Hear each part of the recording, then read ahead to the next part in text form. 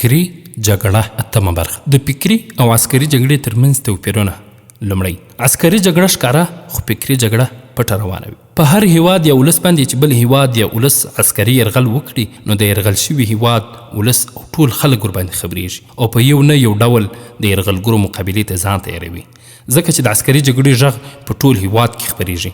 په ځوانانو، زړو، نارینه‌وو، ښځو او دولتي او ولسي خلکو کې د دفاع او مقاومت حس راویښیږي چې خلک په هغه صورت کې یا جنګ کوي او یا د نجات په مقصد د جنګ له سیمې ځان یوې بلې د امن سیمې ته رسوي. خو فکري جګړه د عسکري جګړې په خلاف دومره مخفي روانه وي چې د ولس ډېر لږ خلک یې احساسوي او په خطر باندې یې پوهیږي، ځکه چې فکري جګړه د تخریب، توپ، ټانک او بم په شکل کې نه وي روانه، بلکې د مکتب، تعلیمي نصاب، فرهنګ، ادبیاتو، سیاسي تشکیلاتو، اقتصادي فعالیتونو، سپورت، موډ او پیشن په شکلونو کې روانه وي. عام خلک تر هغو د دې جګړې په جریان نه پوهیږي چې تر څو یې خطرناکو عواقبو او اثارو د هیواد او ولس د خلکو د ژوند مسیر وربدل کړی نه وي. همدغه وجه ده چې په مسلمانو ولسونو کې ډېر لږ خلک د فکري جګړې احساس کوي او مقاومت ته راپورته کیږي.